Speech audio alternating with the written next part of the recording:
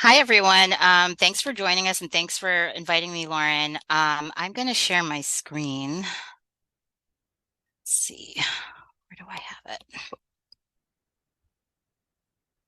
And just let me know if y'all can see. Yes. Okay. Um, so my name is Joan Jocson-Singh, and I feel like I've met some of you in some iteration or another. And I'm the director of library at the Lucas Museum of Narrative Art. Some of you may have heard of it. It is not open. It's opening in 2025. And I figured I just have a few slides just to talk a little bit about my career and how sort of my trajectory has landed me as director of the library, um, and give you guys a little bit of background and a sneak peek of some renderings of the library. So, a little bit more about me. I got my BA in art and art history from SUNY Albany. I majored in drawing and in art history was medieval art and architecture. And then I went on to get my MLIS at Pratt Institute, which also had a certificate of archives component. So I did a brief stint in archives working at the Brooklyn Historical Society. And then I went on to get a second master's in anthropology at Hunter. Um, which is sort of required in a lot of the CUNY, like to be a tenured librarian in New York in the CUNY system, they require you to have a second master's. I don't know if I've encountered that anywhere else, but that was a nice challenge on top of all the educational loans we've had. Um, and then in terms of my research interests, I really gravitate towards inclusive diversity, equity, and access in libraries and higher education, or what I like to call now IDEAB, with the B signifying belonging. It's something that at the Lucas Museum we really advocate for.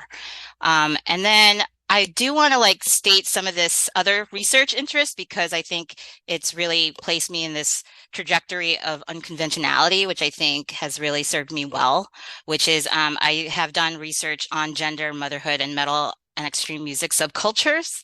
I'm also really interested in special collections, in archives, artist books, zines, and graphic novels. And then in terms of research work, my colleague Julie Turley, who's also a librarian in New York, and I just published this year our book, Heavy Music Mothers, Extreme Identities, Narrative Disruptions. And then I've published on work on zines, on cultivating belonging and diversity initiatives at previous institution that I worked at, and an article on vigilante feminism as a form of musical protests in extreme metal music. That's all to say that I just think that we all sort of, I don't know if anyone comes to librarianship knowing it at kindergarten. That question, the prompt question about your first experience in, was it a museum?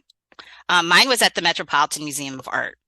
And I remember being like really little and just being amazed at, I think it was like an Aztec exhibition. I went with my sister and being like, oh, it'd be so cool to work in a museum, when I'm like a grown up. And all this stuff happened. And I ended up actually working there as my first job. So that brings me to, let's see, my next slide. Can you guys see this okay? And so this is sort of the timeline in my career. So in 2006, I actually started working as a library assistant at the Watson Library, which is the main research library of the Metropolitan Museum of Art. And I remember landing the job because they asked me they asked me, what made you want to work in a museum? And I said, the artifacts and objects and the books. And then I quoted an Indiana Jones quote, which is, it belongs in a museum. So I think that's what landed me the job, because there was Indiana Jones fans on the hiring committee. And I started as a library assistant and sort of just in tandem ended up going to library school like 2 months into that job, and worked my way up into a senior library associate for several years there. Then I graduated with my MLS in 2007. And then 2012, I decided to move. And I don't know if this is experience of other folks here, but my personal experience in art museums early on was that there was a diversity issue. And for me to really see the representation that I wanted to see, I had to be it. And so I felt I reached sort of a ceiling at the museum, even though I consider it like my elementary school. And I know a lot of folks that I worked with there are now directors in other places. One of the things that just was challenging was not seeing enough of like myself in leadership in just in art museums. And so I transitioned out and I ended up working at Butler Library at Columbia University. So this was a good experience because I was sort of jumping around getting museum art library experience, but also higher education. And so then I worked at Columbia for a spell. I always highly suggest folks to join professional library organizations, and I ended up joining ACRL, the New York chapter. And luckily, I was able to chair I'm skipping a little over the timeline. In 2019, I was able to be the VP and then the chair of the symposium in 2019 called Outside the Box, Redefining Ethical Innovation in Academic Libraries. And then in between, I ended up at Lehman College, which is part of City University of New York, CUNY, which I had mentioned earlier. To get tenure there, you need a second master's. And so I ended up studying anthropology, got involved with ethnomusicology, and ended up writing my thesis on women in extreme metal music. So I ended up interviewing women in the New York tri-state area about their experiences participating as musicians in an often masculine coded subculture. And then this thing called the pandemic happened. And I found myself just wanting to sort of come back into the fold of art and art institutions. And I applied to Cal Arts and moved my soon-to-be ex-husband and two children over the summer of 2020 when things were still closed. And so that's all to say that I've only been in LA for 3 years and I'm still adjusting to like the freeway talk about directionals and the lack of really good transportation that I was spoiled to have in New York. But so I'm in Santa Clarita, and I moved specifically to Santa Clarita because of Cal Arts, the school district. And I was the library dean at Cal Arts until last February when I started at the Lucas Museum. Let's see, what else do I want to say about that? And then, so this is a rendering of the Lucas Museum. You can easily see this photo at our website. There's so many things that are really still NDA, so I can't share, but this is one of the renderings and it's in construction. So if you've been to Expo Park, we are across from USC. I'm still not great about the geography, but it's South LA and it's in this whole sort of area with the Natural History Museum, the Science Center, the Coliseum. And so it's a prime location. And one of the reasons I really was fortunate to take on this position was our mission, vision, values is really driven to be very inclusive, and the leadership is got so much diversity. It's one of the first institutions I've worked at where I've just not seen this kind of diversity in museums before. And so we're really poised to be a museum that's very different than any place I've ever been. And so being part of sort of the startup environment, but setting policy and creating this library has been super exciting thus far. And then this is the one sneak peek of the rendering for the library, which is going to sit in the south end of the museum. It's sort of, you walk into the entrance, which will be at the right, and you're just met with this wall of glass. And the rendering, again, it's a rendering. So all the furniture and all those things are not quite set, but the stacks are going to be these 3-level mezzanine kind of level bookshelves. And then it's going to face what has been called the Parks and Gardens. And so my hope is that we do a lot of outreach programming that includes the gardens, maybe having bookmobiles, art carts that are outside. And so that there's this real marriage of like nature and interior.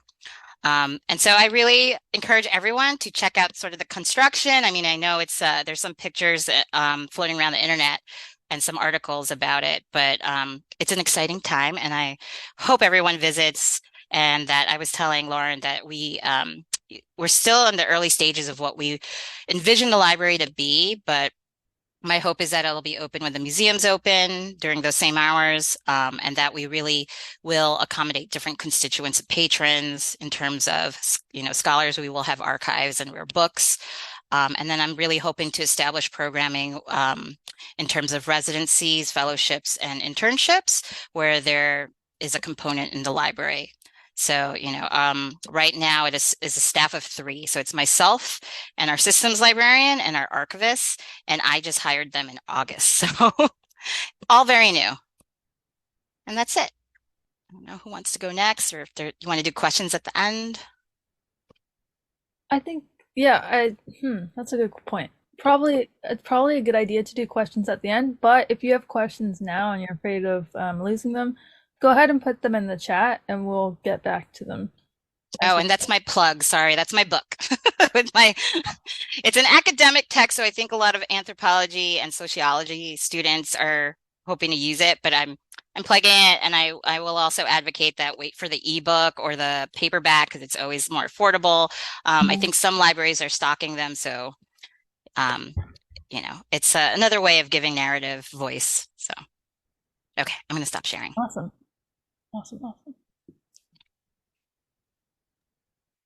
I'm happy to go next.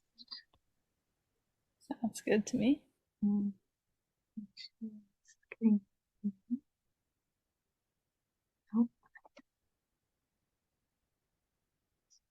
You'd think after the pandemic I'd figure out how to share screen better. How's that look for everybody? Okay. Awesome. So, hi everyone. My name is Melissa Hernandez. I am the registrar for Botanical, the first registrar for the Botanical Division of the Huntington Library, Art Museum, and Botanical Gardens. So quick bio info about me. My bachelor's is in art history, ancient art. I'm an Egyptology nerd from the great 1990s film, The Mummy. Got me into Egyptology and I've never dropped it since. So got my art history degree in that. My first master's is in art history museum studies from the City College of New York, also in the CUNY system that Joan was speaking about. And then semi-recently, in kind of over the pandemic, I got my second master's in archives and records administration through the MARA program here at San Jose State. I'm a member of AAM, the American Alliance of Museums, ARCS, which is the Association of Registrars and Collection Specialists, and ARMA, as I'm sure you're all aware of. I've got about 10 years of experience in collections management and registration roles in a lot of different kinds of places. I'm also moved to California from New York. So when I was in New York in school, I worked at a shipping logistics company. I worked at the Met for a time, at the Museum of the City of New York, but also at a couple private collections like the Leiden Collection, the Museum of Democracy, which is a small collection that's kind of campaign ephemera. And then I came to California right at the end of 2017 to start as the registrar for the Walt Disney Archives in their corporate archive. So they have a couple collecting institutions within the Disney company, but that specifically collected props and costumes from the films, pieces from the parks like large ride vehicles, but also were kind of the keepers of Walt's correspondence or other correspondence things from VPs and past presidents and such. And I've been at the registrar for Botanical at the Huntington since February of this year, so fairly new, but like I said, my role is brand new, so it's an exciting adventure. So I wanted to give a quick just intro to the Huntington in case no one's aware. The Huntington was founded in 1919 by Henry E. Huntington, and there's 3 big divisions. There's the research library with more than 1 million items, the art museum, which I report under the art museum division, but I work in the botanical collection. So I'm kind of this interesting interdivisional role, which is exciting. There's a new initiative at the Huntington, relatively new, called One Huntington, that's trying to bring these 3 previously siloed divisions kind of together. How can we all work better? So my role is kind of a result of that. But getting a little ahead of myself. I also just wanted to put our land acknowledgement on here for the Huntington. We do exist on the ancestral lands of the Gabrielina Tongva and the Kizh Nation peoples who call the region home.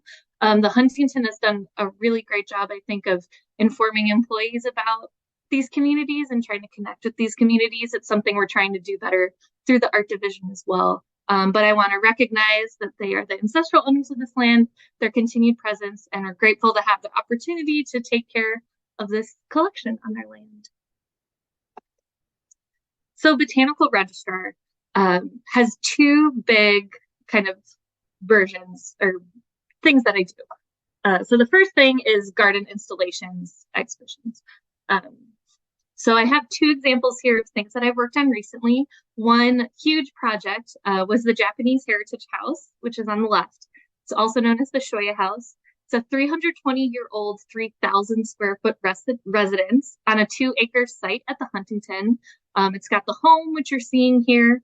To the left is kind of a private garden, and then there's a much larger garden in the back. What you're missing in front of the home is actually irrigated canals and vegetables planted all into this front yard. And it was kind of a community center in its home in Japan. So the family actually donated the entire space and all the contents of the house to the Huntington. So this building as a unit falls under my purview because it's under the cover of fine art insurance. So usually the other spaces at the Huntington, the recreated spaces, aren't necessarily part of art division, but this building itself is fine art.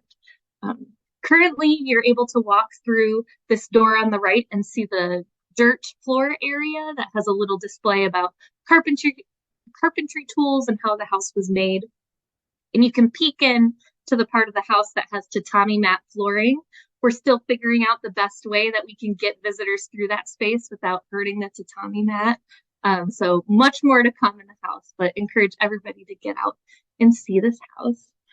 But my more day-to-day are things like this image in the Chinese garden on the right. Pieces in this photo that you might not think are under my purview are this stone lantern that's right on the right, kind of in the center here, but also this huge standing rock on the left. There are a lot of Chinese scholar rocks and viewing stones in the botanical division that are out in the gardens along with sculpture, and all of that is things that I take care of exhibition-wise. I also take care of the gallery exhibitions that happen in the Asian gardens and Chinese-Japanese garden. So this is an example of a show we just put up in September called Paintings in Print, Studying Art in China. It's about these beautiful painting manuals that were created in the 17th and 18th centuries with woodblock prints, like you're seeing on the left, that kind of process. But we also were able to borrow objects from the other divisions at the Huntington. So I got to work with my library registrar colleague to get these books that you see here on the left, and the art division registrar let us borrow that scroll on the right. So it's kind of funny to be talking to your colleagues kind of like they're in a different space, but one Huntington, we're all coming together. The other side of my job is collections and information management. So the first part, kind of standard museum collections management that you're thinking of, rehousing the materials, making sure they're stored well, doing incoming and outgoing loans. In botanical, I work a lot with the artist in residence creations, the calligraphy artists that come and work in the Chinese garden. We maintain all of those works that they create. Doing collections, inventories, and condition checks, and also doing acquisitions, new things that come specifically to the botanical art collection. And the other side of that, of course, the reason I'm here today is more the information management side. So it's physical and digital records management. For botanical art, we specifically have 2 databases, and everything else is on spreadsheets spread across the curators of the garden. So a lot of my time in my first year here has been kind of collecting Excel spreadsheets like they're infinity stones, I used to say. So I can get my gauntlet of finally having a full collection inventory. It'll happen over time, maybe years, but we'll get there. Also doing archival research. Provenance has become a much larger issue with repatriation news that's been in the news in the world recently. So I do a lot of research to make sure that we have the proper records for things that we have in the Japanese garden specifically. We have some funerary stelae that we are solidifying our paperwork on. But also, since I'm the first register, I'm creating and managing a lot of policies and processes related to the botanical art collection. So I can look to art division for a lot, but I'm getting to create policies myself, which is really exciting. I put this on here as a cool example of the One Huntington initiative. So this tree on the left is an oak tree in our garden.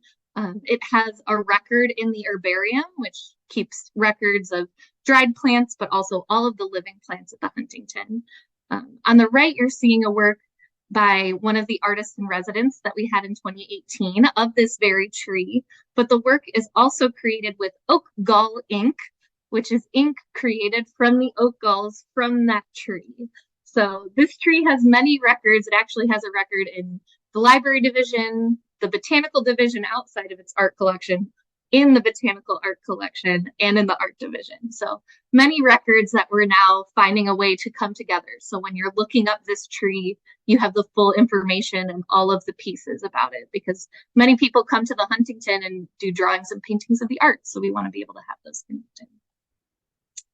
This was a silly thing I did. I just was going through my Mara experience and wanted to pull out the classes that really helped me in my current position, but things that I'm dealing with every day.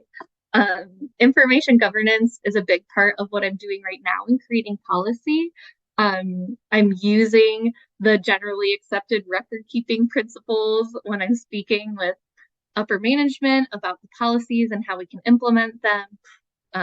All of these kind of approaches to information management that are just really important that I use daily. Also, the management skills class, I still reference that book sometimes when I'm working with a new team, especially since we're kind of bringing all these divisions together, really making sure that you have a good collaborative spirit.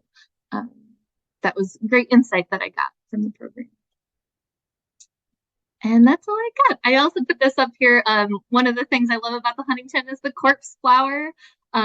Every time the corpse flower comes to bloom, we have a live feed because it often blooms in the middle of the night.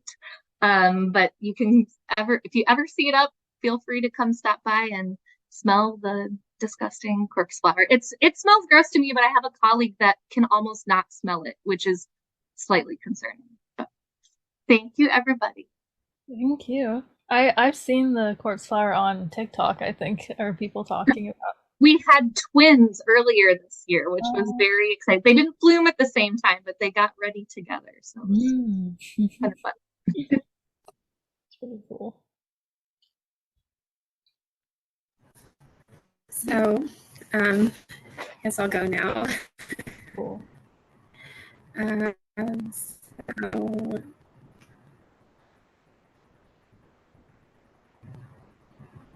share my screen.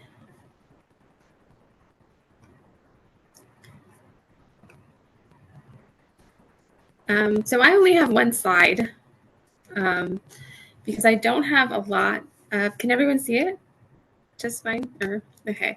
I don't have a whole lot of museum experience. I'm actually an archivist, but the work I have done in museums has been archival. So I was a processing archivist at the Museum of Ventura County in downtown Ventura. I am now actually at the UCLA Chicano Studies Research Center. I'm working as their Latina Futures librarian, which is a grant-funded project that focuses on research and data gathering related to Latinas' experiences in the labor market. But my experience at the Museum of Ventura County was actually my first job out of library school. I started that job in about, I think, November of 2019, and then just September was my last month there. The position was originally a term position. It was only supposed to be about maybe 18 months, but I was able to convince them that, you kind of need an archivist if you're going to have a research library with archival collections. And so the position turned into a permanent position. And there were no other archivists on the staff when I was originally hired. There is now, I think, an archivist who also graduated from UCLA. She's working there now. And I know they're looking to hire a replacement for me. But when I first started there was no, it was a very small museum. So there was no procedures set up. And so I basically had to come in there and establish a workflow for how the archive was going to work. I had to create a manual, basically how we were going to do everything, and then test it and tweak it accordingly. Prior to this job, I had internships mostly at community archives and at special collections at the UCLA Library. And I think that actually ended up being the community archives experience actually ended up being the most useful. I think it translated really well into a very small museum that was focused on local history. They're very similar. They're understaffed, underfunded. There's a lot of emphasis on having good relations and knowing who's in your community. At the Museum of Ventura County, which I found to be similar to community archives. My undergraduate degree is actually in Middle Eastern studies, so it's completely unrelated to what I've gone on to focus on after library school. And my interests since have mostly been in labor history and refugee documentation. So my career has kind of been this hodgepodge of different things, with probably the only common theme being community-focused archival work. While at the museum, a lot of what I did was processing archival collections, but because I was the only archivist on staff, I also had to learn how to do basic preservation. Anything more complicated, we would try to get funding for a conservator, but for things like dealing with dried mold, climate control, red rot, some things I had to just learn on the fly how to deal with, which is, if you ever work at a small museum, that's probably going to be your experience. I also had to do a lot of research into provenance. It was only recently that the museum started being more careful with its donations and actually tracking deeds of gift. And so we had a lot of legacy collections for which we had no paperwork or no documentation. And so there was a lot of kind of detective work that I had to do. And then in addition to that, we also have a lot of student internships.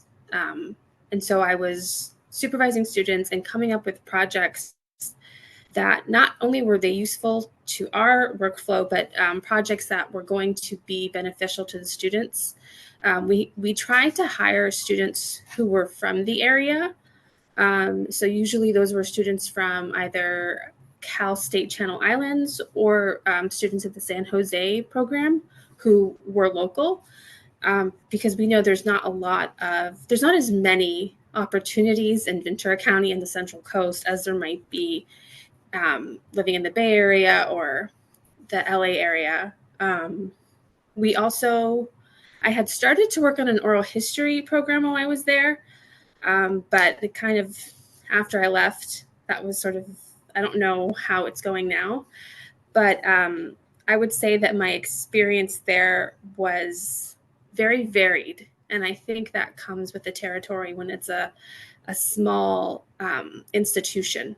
You have to wear many hats, and I was a lone arranger, so I was doing a lot of the archival work by myself.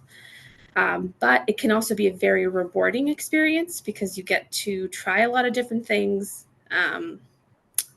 which can help you if you're really not 100% sure where you want to focus in your career. I think it's really helpful. And it can look good, I think, on a resume. So, yeah.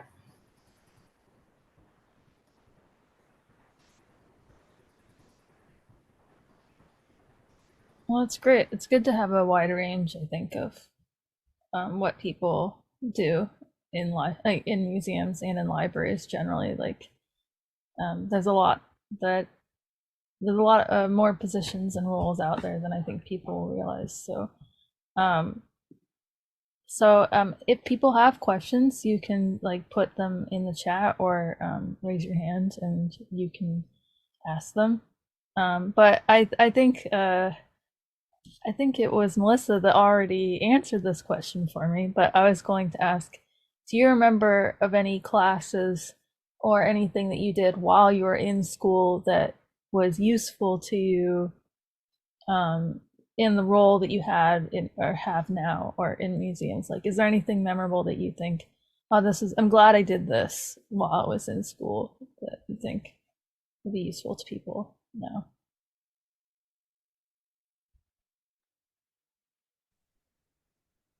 I mean, for me, library school was so many moons ago, but I would say there was a really great, I mean, I think for classes, I really enjoyed taking a records management course, even though I feel like, I don't know, it's the principles of that I think are applicable, especially if you're thinking to do more administrative things in your career trajectory.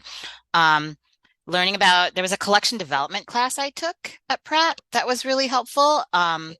But I think it's a lot of the library work is like hands-on, and the way to really learn, I think, is just working in a library. And I early on as a library student, I took the opportunity to part-time in different libraries. So I worked at public libraries. I was a children's librarian. I did part-time at a business school in their library to sort of weed out what I didn't want to do, which and the Met was really nice because in that job it was that library assistant position was like very new, and they decided to hire to train my position there as a library assistant that belonged to the 4 modules that you'll see in any ILS, which was acquisitions, cataloging, reference, and what was the other one? ILL. And so I felt like that cross-training approach is super helpful. I don't know if a lot of libraries do that, but it's an approach that I've taken to heart when I hire staff, is sort of cross-training everyone to sort of have them figure out what takes, what they gravitate to. Because I started on technical services. I wouldn't say that I love original cataloging, but I can do it. And then I slowly gravitated towards acquisitions work and really liked the collection development aspect of that, and then being given a lot more leeway to really take part in library work. So, but in terms of classes, yeah, I would say the collection development class was cool. Records management. Yeah, the collection development one was cool because it was taught by this woman who I think was part of the Vertigo, which is a imprint. It was an imprint of DC, I want to say. And so she had like all this publishing experience, and then had us do a collection development plan for like a public library and their graphic novels and comics. So for a geek like me, it was like super fun. And then it gave me a reason to like actually look at collections in a different way than just like buying comic books. Mm-hmm.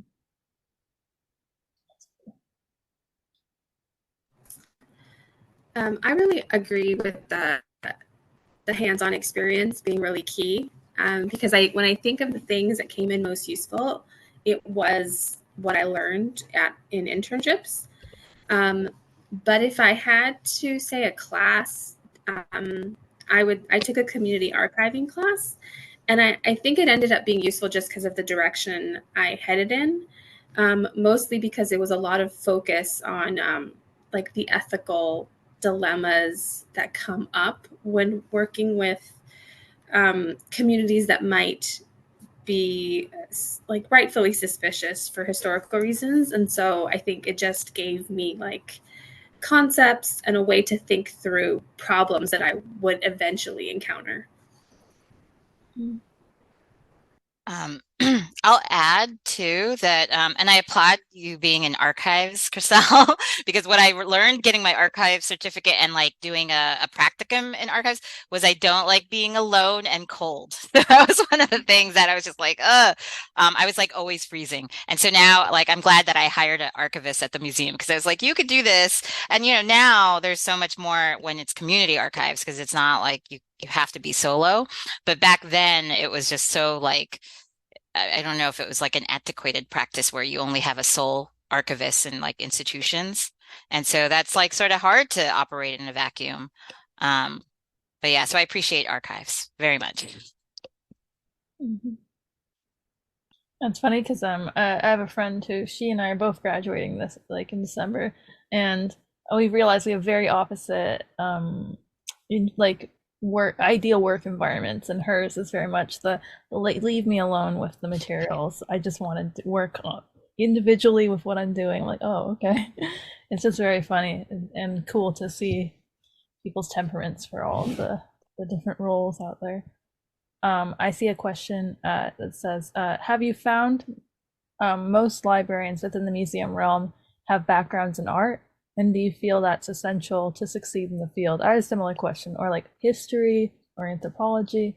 Like, is it generally expected to have that background in one of the like museum core sounding degrees, I guess? I mean, I think it's certainly helpful. And that's because of the way that museums tend to be structured in terms of curatorial and collections. So having that knowledge or some background in art or the type of museum that you're going to apply for is certainly beneficial. Um, I've been like touting that the nice thing about Lucas Museum is that we're very sort of forward thinking and unconventional. And so a lot of the hiring that has happened is more the projects that people have done and how that can resonate or relate to the work that needs to be done at the museum. And so I would even say that like when I was hiring our archivist and systems person, I looked at the skills, but our systems person wasn't a museum person at all. And, she comes from having managed I think the community college consortia systems, which there's like 110, I want to say. And so like I was like, well, that's what we need. I'm not looking to see if she had an art background necessarily. And if you're lucky and you have a great institution, they're sharing out the curatorial work to their staff to like educate staff of like what they're doing. And we've been having these coffee exhibition talks from our exhibitions and curatorial team. And that's great because, our museum isn't just Star Wars and it's not just, Indiana Jones, it's narrative art and visual storytelling. So there's these other elements and artists that they're focusing on and sharing out on. So. Yeah, I did agree with what Jim was saying, that a lot of the hiring I've seen, at least at the Huntington, has been, thinking through projects. I've seen a lot of like importance in knowing languages, but at the Huntington, we have things in so many different languages that having, Japanese or Chinese or Mandarin can really help with for cataloging purposes. But also everyone kind of has their niche spot on our cataloging team. You have your focus. So having unique backgrounds is perfect because we never know what we're going to find in our collections, be it a book or an object. I also, another thing Joan said reminded me, we recently hired a collections information specialist for our registration team specifically to work in our database and kind of help organize our digital files between all of the divisions. And her background is she worked at the Guest Corporation previously. So not a museum, definitely different coming from a corporate background back into the museum world, but absolutely the skills that she has and the projects she's been on are easily applicable to the work that we're doing and the things that we need on a team.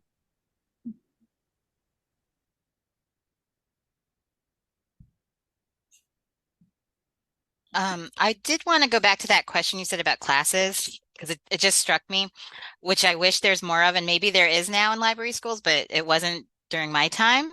I wish there was a class like devoted to the administrative clerical work that includes budgeting. And so I think that it goes across every division. And as you get to leadership, sure, but there's budgets for acquisitions, there's budget for cataloging materials and archives. And I wish there was more talk about that, and even like how to budget for 3 to 5% increases of electronic resources. So that would have been like really nice practical class theoretical work that like shouldn't necessarily be left to just on the job training, you know? So I advise folks, if you can, or like ask for it at your library school, to be like, hey, can someone teach? I don't know, maybe I should adjunct and teach some budgeting classes. But that's like super useful in every, I think, aspect of library work. Honestly, it sounds like it would be useful. I mean, a lot of people I know are all like, "Well, I'm not a money person, but or Oh, I'm I not." hate money. That's why I was in art museums, but Yeah, it exactly. follows me. I end up in like the finance part of all like things. So yeah. I see a question from Erin. She says, Melissa, before pursuing the MLIS degree, I considered the MERA degree. How did you decide to pursue a MERA, to a degree somewhat unique to SJSU? Yeah, so when I was looking to get a second degree, Disney was paying for it, which was amazing. But I also, with that program through Disney, you have to, do a big application, and you have to show how it's applying directly to your work. So part of the reason I chose Mara was, at the time, we had just decided to pick a new database system, and we were going to have to migrate all our information, and we're kind of actually, for the first time, thinking about our information governance plan and all of the policies that go into digital files. So it really was kind of a clear winner for me. Also, I could do it all online, and I was very pregnant at the end of it. So part of it was just scheduling and the ease of being able to do the program while I was working as well. But also, almost everything I did was directly applicable. I was able to use my own institution as an example, and kind of relating to the first question you had asked, Lauren, when I know for the end of the information governance class, I made like some huge PowerPoint using the archives as a model. And at the end, I just sent it to my boss and was like, hey, here's a thought. It could spark conversations maybe. So I kind of was immediately using things in real time as I was learning them in the class. I remember taking like a database construction class. I felt like it was kind of coding. It was very difficult. I did not get all the concepts, but even that I was able to apply directly to prepping data for the migration. So it was really that kind of unique digital aspect to the MARA program that I found useful.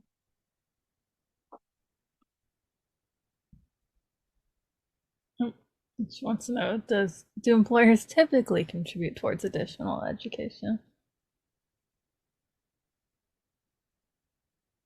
The Huntington definitely does in a smaller capacity for professional development, so more for workshops and seminars. Erin, I'm pretty sure you were at a seminar with me last week or a couple of weeks ago, correct me if I'm wrong, on digital preservation, which is really cool. Yeah. But the Huntington really encourages kind of that kind of pursuit, not necessarily degrees, but I know they offer like scholarships to employees and kids and things like that. The Metropolitan Museum did help. I forgot how they did it, because again, it was so many years ago. But they did offer, I forget, like per semester a certain amount. And then for my second master's, I was at Columbia, and Columbia did support getting that. Yeah. The Museum of Ventura County wouldn't cover, like if I took classes, wouldn't cover the cost of that, but they did have some limited funds for maybe like continuing education or professional development. So like something like the Rare Book School or something like that, but not for tuition. I think that varies a lot by like what institution you're at, though I know I would encourage people, if you're ever negotiating for salary, if you can't get the salary you'd like, to see if they could offer more funding for professional development. That's something to keep in mind.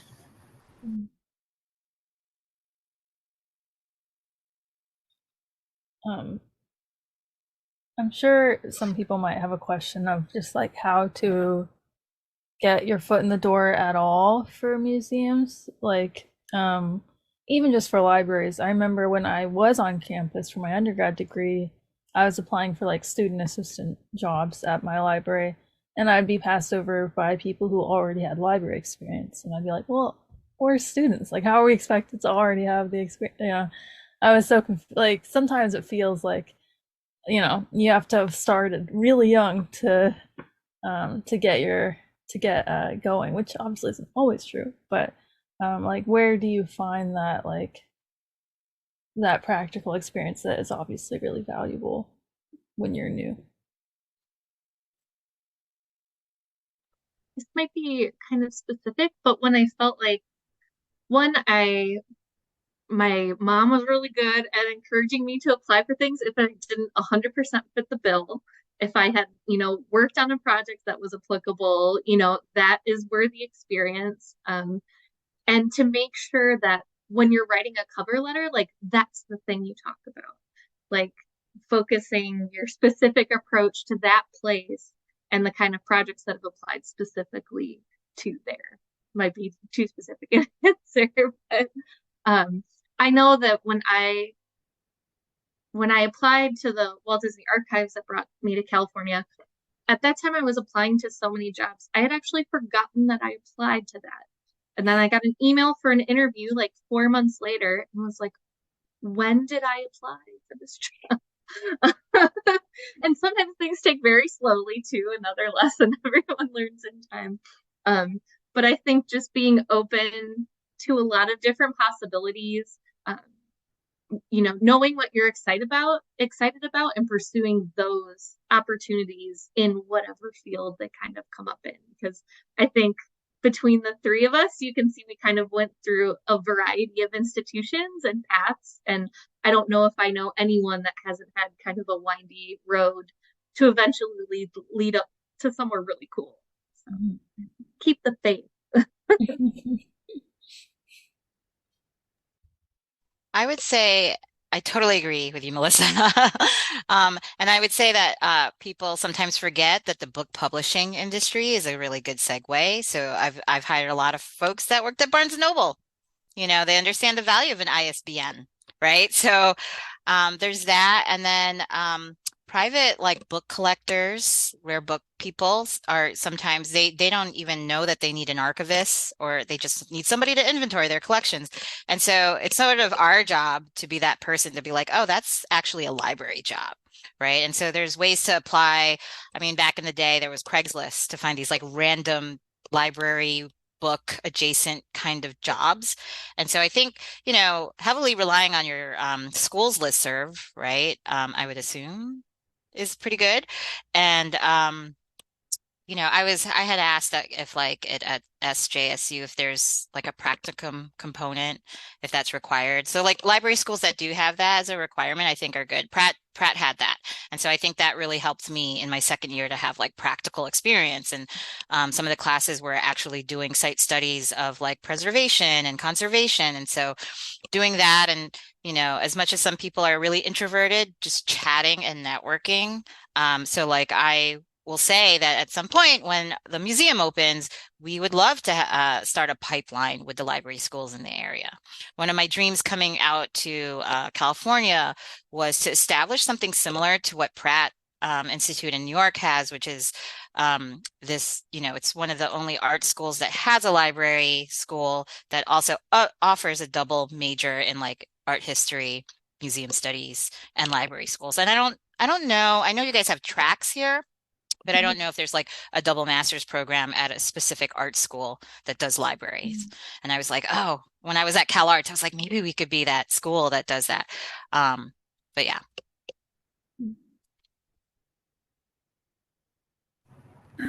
Yeah, I think like they've been saying is, apply to anything and everything that you think you could get. And sometimes I think, because I've had students who got in the door of the museum through the education department or another department, But they, once they were working at the museum, they then asked if they could help out in the archives or the library. And so sometimes you can kind of, move sideways into an area.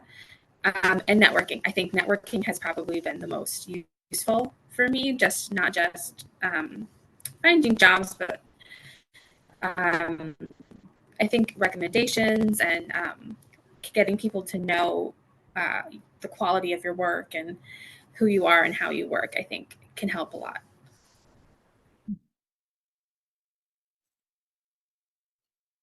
Is there anything unique, I guess, about like a museum interview or like anything that people should be prepared for if they were interviewing there versus at another type of library that might come up maybe?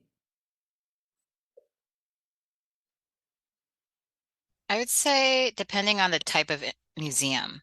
So, and I'm gonna like my new like tagline is like I'm an instigator type of librarian.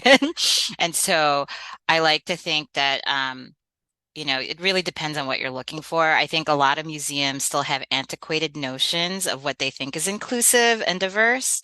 And so, you're interviewing the potential employer just as much as they're interviewing you. And so, job satisfaction, those things, labor practices, equity, those are, I think, conversations that are still ongoing, that still need to happen.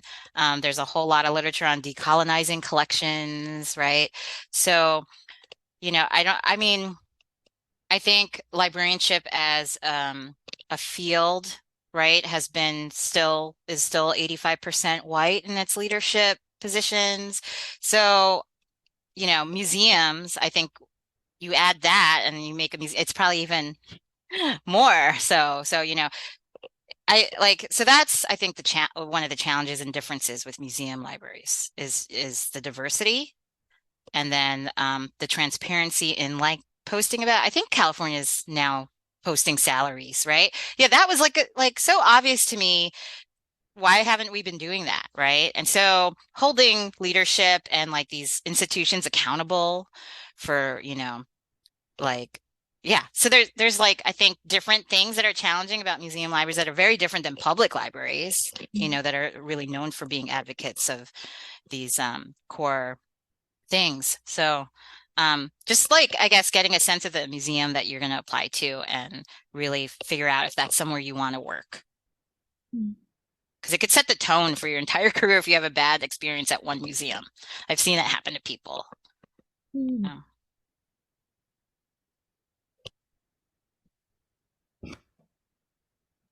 I'm trying to think of my interview and I can't think of anything that was necessarily different from other interviews. I think there was a lot of focus on like deeds of gift and provenance and documentation, just because I was more involved in the accessioning side than I have been while working in archives.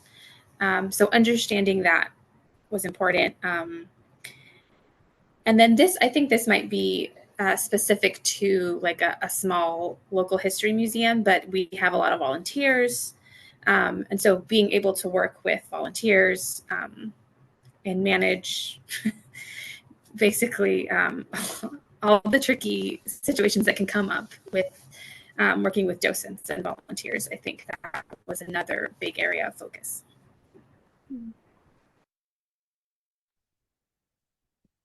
I also so now that I'm like always talking on the fly, so excuse me if it sounds like brain vomit stuff.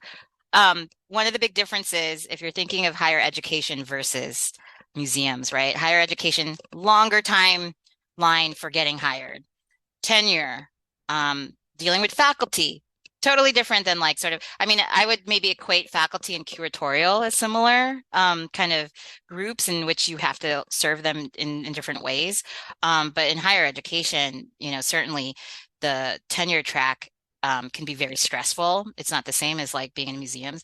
And then thinking about the salary, thinking like, oh, this is a very prestigious museum. The salary is going to, equate to, and that usually goes to curatorial or collections.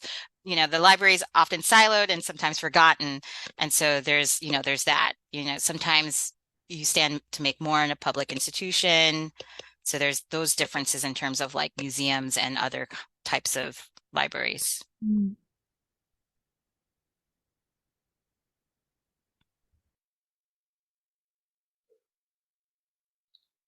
Yeah, speaking of like things that I don't think that they talk about in school is like I've learned about how long an academic interview can be by talking to somebody, not through the program. And then you go, it's how long? Like it's it's very intimidating too. So I'm like, well, I should be asking everybody if there's anything to expect for the interview process then.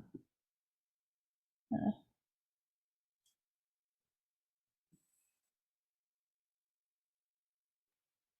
I Um, mean, oh, sorry. I was going to say, like, really consider work-life balance too. I mean, I think everyone in academia, not just librarians and librarian faculty, but faculty in general, often are challenged by like the work-life balance. And I did, like, so one of the reasons I left the Metropolitan Museum was like I was ready to start a family. And on that salary and that level, I was not able to do that. And so, I looked for those kind of jobs that were able to accommodate. I mean, I think when I left, I kind of called it the Great Migration because when I left the museum many years ago, all these other coworkers of mine who were ready to have families also started leaving. And that was because like back then they didn't have like a great maternity policy. I think things are so much different now. There's like gender neutral bathrooms and there's lactation rooms. I mean, that stuff did not exist. Or even like paternal leave, that kind of stuff. So it's slow to change, but I'm glad to see that there's some progress.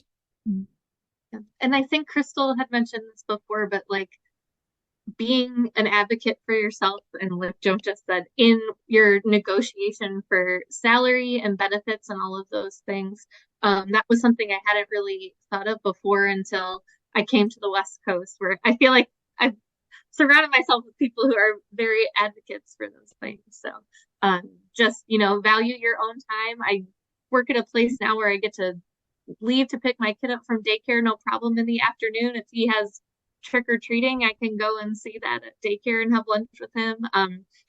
And remote days are still a thing that are okay. It's different when you're working with collections. So, of course, I have times of the year that I have to be in the office every day. It's expected of me, and there's no way I could get my work done. But on the slower times of the year, I can have a couple days at home to do kind of administrative tasks. So, also vibing out the people that you're interviewing with to see if the culture is supportive of that. I can't recommend enough. No, that's something I've noticed in general. Like I mean, obviously we're in a virtual program that existed before the pandemic and was not a program that had to pivot to being virtual like other college programs that had to.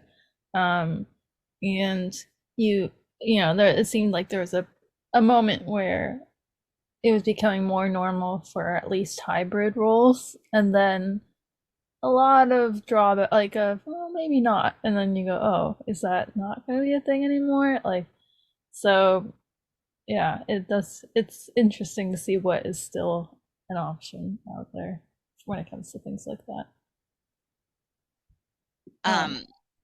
One other piece of advice is I think seeing this new generation of graduates, I appreciate seeing a lot more of the metadata work that's happening because it's merging a bit more with computer science. And so that like is such like I wish I had those kind of like coding, like the coding classes.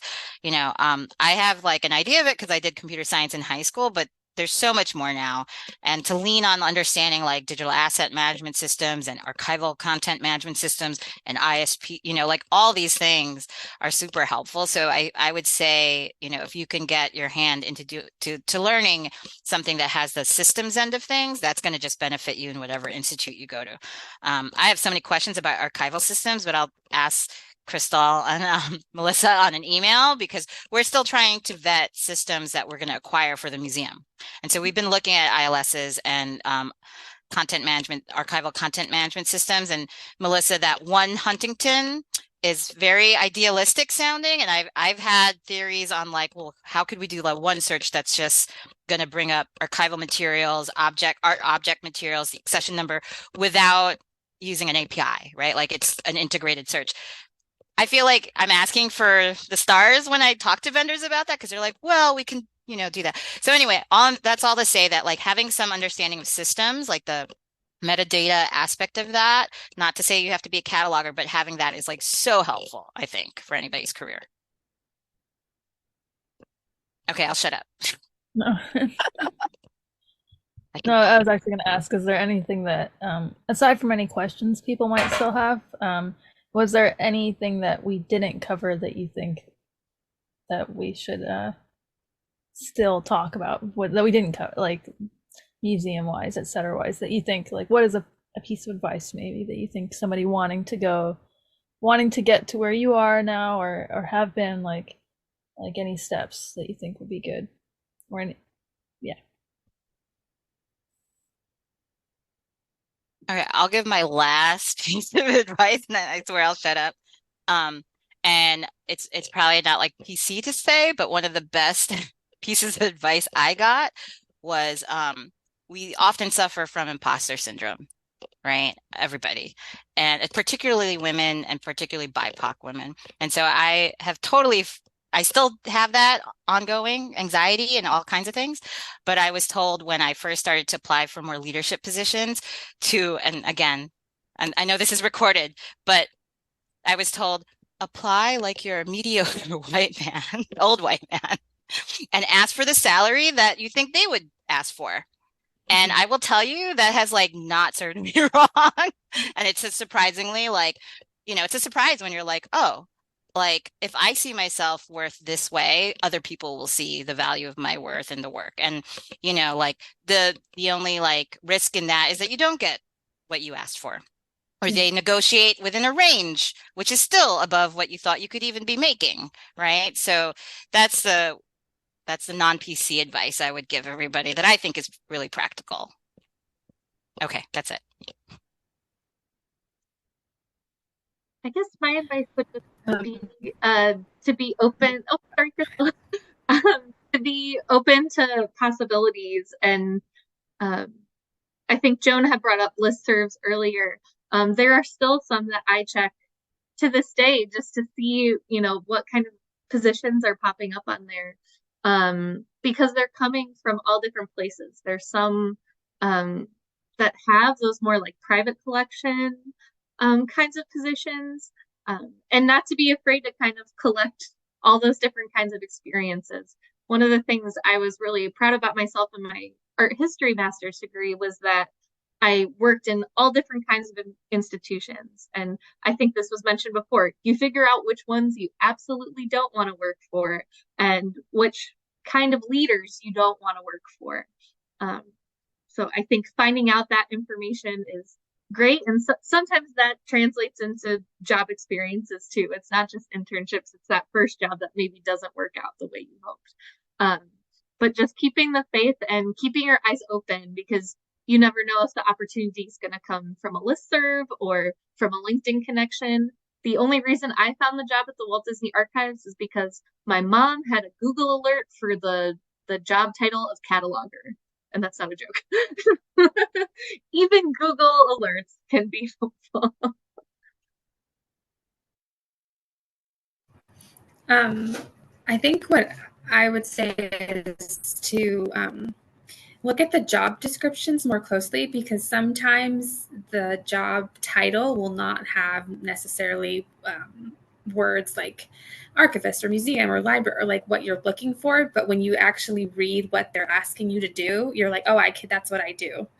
And this isn't necessarily museum related, but I've seen it a lot with like jobs related to like data management, where they basically want somebody who's been trained like a library school graduate, but the way the language they're using, it might not seem that way. But and then sometimes the job title has the word data in it, and the pay is so much better than what it would be if it was just an archivist or librarian. So when you're looking for jobs, really try to look past maybe some of the language and look at what tasks and skills are actually requiring, because you might fit jobs that you didn't think you would.